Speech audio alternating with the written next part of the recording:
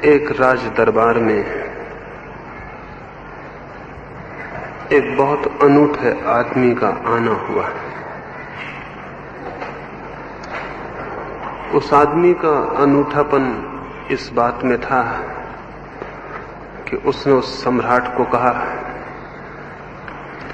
तुम इतने बड़ी पृथ्वी के अकेले मालिक हो, तुमसे बड़ा सम्राट कभी हुआ नहीं, तो ये शोभा नहीं देता है कि तुम मनुष्यों जैसे वस्त्र पहनो।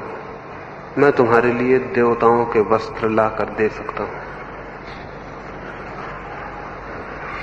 देवताओं के वस्त्र ना तो कभी देखे गए थे और न सुने गए थे।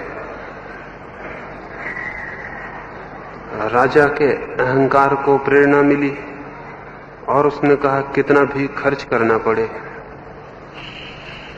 कोई भी व्यवस्था करनी पड़े, मैं तैयार हूं, लेकिन देवताओं के वस्त्र मुझे चाहिए। वो व्यक्ति राजी हो गया कि 6 महीने के भीतर मैं वस्त्र लाकर दे दूंगा, लेकिन जो भी खर्च उठाना पड़ेगा, कितना ही खर्च हो, उसकी कोई गिनती न रखी जाए, 6 महीने के बाद मैं वस्त्र ला दूंगा।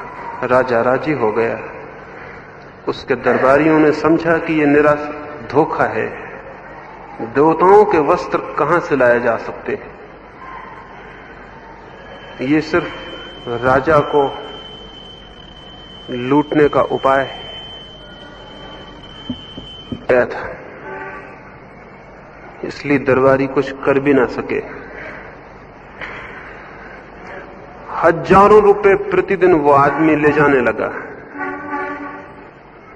देवताओं तक पहुंचने की व्यवस्था करनी थी, फिर देवताओं के द्वारपालों को रुष्वत देने की व्यवस्था करनी थी, फिर वस्त्रों के मूल्य चुकाने थे, और ऐसे रोज रोज काम निकलने लगे। लेकिन राजा भी हिम्मत का होगा। 6 महीने तक उस आदमी ने जो भी रुपए मांगे उसने दिए।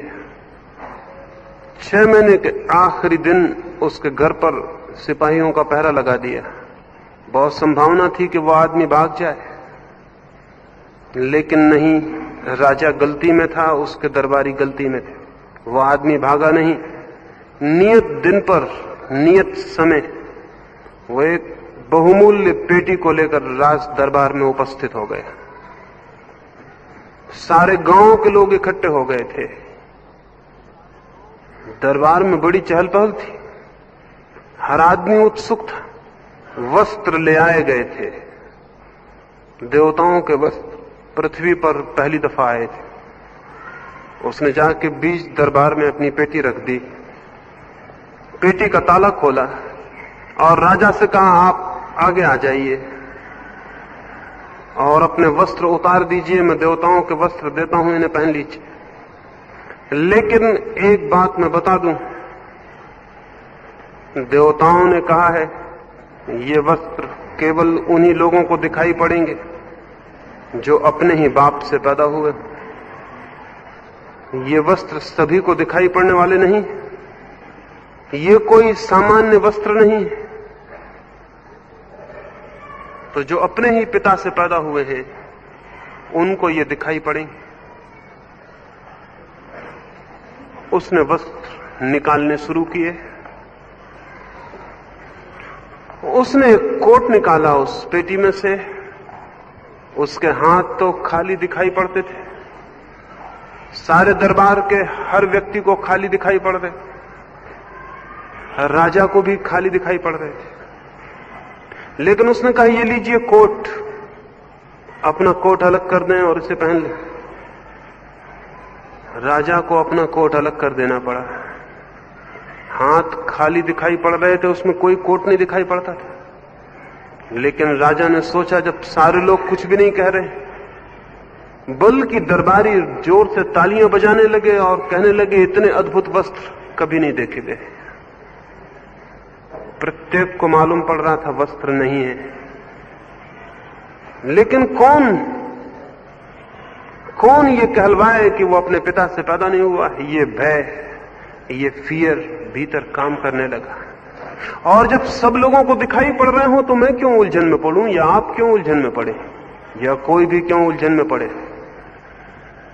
प्रत्येक ने यही सोचा, किसी को भी वस्त्र दिखाई नहीं पड़ रहे थे, लेकिन उस दरबार में तालियां गूंजने लगी और वस्त्रों की प्रशंसा होने लगी, और प्रत्येक व्यक्ति दूसरे पड़ोसी से तेजी से प्रशंसा करने लगा, ताकि ये तय हो जाए कि वो अपने ही पिता का पुत्र है। राजा को भी मजबूरी थी, वो भी हंसा और उसने उस कोट की प्रशंसा की जो कहीं था ही नहीं। उसने अपना कोट उतार दिया और वो कोट पहन लिया, लेकिन राजा को पता ना था कि बात और आगे बढ़ेगी। राजा का कमीज भी उतरवा लिया गया और झूठा कमीज उसे निकाल के दिया गया, वो भी उसे पहनना पड़ा। बात शुरू हो गई थी और अब बीच में इंकार करना कठिन था। धीरे धीरे राजा के सारे वस्त्र उतर गए, वो नग्न खड़ा हो गया। सारा दरबार देख रहा था कि वो नंगा खड़ा है, राजा देख रहा था कि वो नंगा खड़ा है, लेकिन सारे दरबारी ताली बजा रहे थे और वस्त्रों की प्रशंसा कर रहे थे। और वो राजा भी मुस्कुरा रहा था, उसके प्राणों पर आ बनी थी, वो नग्न खड़ा था, लेकिन ये बात कही नहीं जा सकती थी। भय काम कर रहा था। अपने हाथों अपने पिता पर संदेह, अपनी बेइज्जती और अपमान, और इन सारे लोगों के सामने, अपने ही नौकरों चाकरों के सामने, और जबकि सारे लोग तालियां बजा रहे थे। उस आदमी ने जो ये वस्त्र लाया था कहा, पृथ्वी पर पहली बार देवताओं के वस्त्र आए और पहली बार किसी मनुष्य को यह सौभाग्य मिला, इसलिए उचित है कि आपका जुलूस निकाला जाए, पूरे राजधानी के लोग ताकि देख लें इन वस्त्रों को। वो नग्न राजा बहुत घबराया, लेकिन मजबूरी थी, उसे राजी हो जाना पड़ा, और उस नंगे राजा का जुलूस उस दिन उस राजधानी में निकला, और उस नगर में हर आदमी ने ताली बजाई और कहा कि ये वस्त्र बहुत सुंदर है, ऐसे वस्त्र कभी देखे नहीं गए, धन्य है हमारा राजा। और हर आदमी जानता था कि वो राजा नंगा है, लेकिन किसी आदमी में कहने का ये साहस नहीं था कि राजा नंगा है और वस्त्र नहीं है। कौन इसे कहता, कौन इस बात को अपने ऊपर लेता, कौन इस जिम्मेवारी में पड़ता। सभी भयभीत थे, और जो भयभीत है उसे कुछ भी मनवाया जा सकता है। भय कुछ भी बात मानने को राजी हो सकता है। ऐसे वस्त्रों को मानने को राजी हो सकता है जो कहीं नहीं है, ऐसे स्वर्ग और नरक को मानने को राजी हो सकता है जो कहीं नहीं है, ऐसी कल्पनाओं और झूठी बातों को मानने राजी हो सकता है जिनमें कोई सच्चाई नहीं। लेकिन झूठी बातों को मनवाने के पहले एक बात जरूरी है कि चित्त भयभीत हो जाए, फियर से भर जाए। ये कहानी मैं इसलिए कह रहा हूं कि जमीन पर मनुष्य ने बहुत सी ऐसी बातें मान रखी हैं जिनके मानने में भय के अतिरिक्त और कोई भी कारण नहीं है। और उस राजधानी में जिन लोगों ने उन वस्त्रों की तारीफ की थी, आप अपने को उन लोगों से भिन्न मत समझ लेना। आपने भी बहुत से ऐसे वस्त्रों की तारीफ की है जिनका कोई अस्तित्व नहीं है, और आपको दिखाई भी पड़ता है, लेकिन आपके पड़ोसी तारीफ कर रहे होते हैं, और तब आप इतना साहस नहीं जुटा पाते कि भीड़ से अलग खड़े हो जाएं। भीड़ बहुत बड़ी कमजोरी बन जाती। भय और भीड़ और चारों तरफ एक ही बात को कहते हुए लोग, फिर इतना साहस जुटा पाना मुश्किल हो जाता है कि आप अकेले खड़े हो जाएं और कह दें कि ये वस्त्र झूठे हैं और राजा नंगा है। उस राजधानी में भी कोई इतना साहस नहीं जुटा पाया था। एक छोटे से बच्चे ने हिम्मत की थी और अपने पिता से कहा था, पिताजी मुझे तो राजा नंगा दिखाई पड़ रहा है। लेकिन उसके पिता ने कहा, चुप रहे, तू ना समझ है, तू कुछ भी नहीं जानता। मैं अनुभव से कहता हूं, मेरी उम्र मैंने ऐसी नहीं गुजार दी, ये बाल मैंने ऐसी धूप में नहीं पका लिए, वस्त्र हैं और बहुत सुंदर है, और चुप रहे और ये बात मत उठा, तू अभी बच्चा है और तू कुछ भी नहीं जानता है। बच्चे कभी कभी सच्ची बातें कहते भी हैं तो बूढ़े उन्हें कहने नहीं देते। क्योंकि बच्चों को पता नहीं है उस भय का जो बूढ़ों को पता है। और बच्चों में भी वो समझदारी नहीं आई, वो समझदारी जिसका चालाकी दूसरा नाम, वो कनिंगनेस अभी उनमें पैदा नहीं हुई जो झूठी बातों को सच कह सके। उन्हें कई बार सच्चाइयां दिखाई पड़ जाती हैं। एक छोटे से बच्चे को मंदिर में ले जाएं और एक मूर्ति के सामने कहें कि ये भगवान है, प्रणाम करो, वो बच्चा अपने मन में हंसता है और देखता है कि एक मूर्ति रखी हुई है, लेकिन उससे कहा जा रहा है कि भगवान है और प्रणाम करो। और अगर वो बच्चा कहे कि मुझे तो पत्थर की मूर्ति दिखाई पड़ती, भगवान नहीं, तो हम कहेंगे तू ना समझ, तुझे भी पता नहीं। हम अपने अनुभव से कहते हैं यही भगवान, और हम उस बच्चे की गर्दन को जबरदस्ती झुकाएंगे और थोड़े दिनों में बच्चा भी बड़ा हो जाएगा, समझदारी में बड़ा हो जाएगा। और जो आदमी समझदारी में जितना बड़ा हो जाता है उतना चालाक हो जाता है, उतनी सच्चाई से दूर हो जाता है। उस गांव के सब लोग समझदार थे, इसलिए किसी ने भी नहीं कहा कि वस्त्र झूठे। एक नासमझ बच्चे ने यह बात उठाई थी, लेकिन उसकी आवाज दबा दी गई। सारी दुनिया में यह हुआ है, मनुष्य को भयभीत करके बहुत से असत्य उसे सिखा दिए गए, और भीड़ के दबाव में, भीड़ के वजन में एक व्यक्ति इतनी नैतिक हिम्मत नहीं कर पाता कि वो खड़ा हो जाए और कह सके वो जो उसे दिखाई पड़ता है, वो अकेला पड़ जाएगा। धार्मिक आदमी में उसे कहता हूं जो अकेले होने की हिम्मत करता है। जो आदमी भीड़ को स्वीकार कर लेता है वो आदमी धार्मिक नहीं, वो आदमी कभी धार्मिक नहीं हो सकता। धार्मिक आदमी का पहला लक्षण है अकेले खड़े होने का साहस। जो उसे दिखाई पड़ता है उसे स्वीकार करने का साहस, और जो उसे दिखाई नहीं पड़ता उसे अस्वीकार करने का भी साहस। धार्मिक आदमी की बुनियादी शर्तें हैं।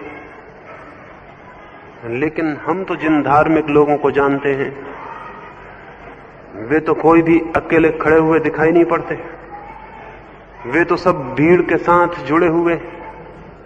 हिंदुओं की भीड़ है, मुसलमानों की भीड़ है, ईसाइयों की भीड़ है, जैनों की, बौद्धों की भीड़ है, और हर आदमी किसी न किसी भीड़ का हिस्सा है। और जो भीड़ कहती है वही व्यक्ति भी कहता है। और भीड़ में हर आदमी इसीलिए कहता है कि बाकी लोग भी वही कह रहे हैं। हर आदमी जानता है, हर आदमी को दिखाई पड़ती हैं बातें। आंखें अंधी नहीं हैं और कान बहरे नहीं हैं और मस्तिष्क सोचता है, लेकिन चारों तरफ सारे लोग वही कहते मालूम पड़ते हैं, और तब व्यक्ति बड़ा अकेला पड़ जाता है।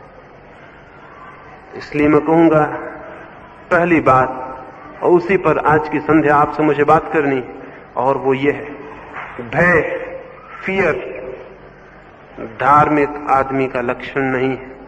क्योंकि जो भयभीत है वो कभी सत्य को नहीं खोज सकेगा और न सत्य को जान सकेगा। जो भयभीत है वो कभी इस योग्य नहीं हो पाता कि वो सत्य का साक्षात कर सके।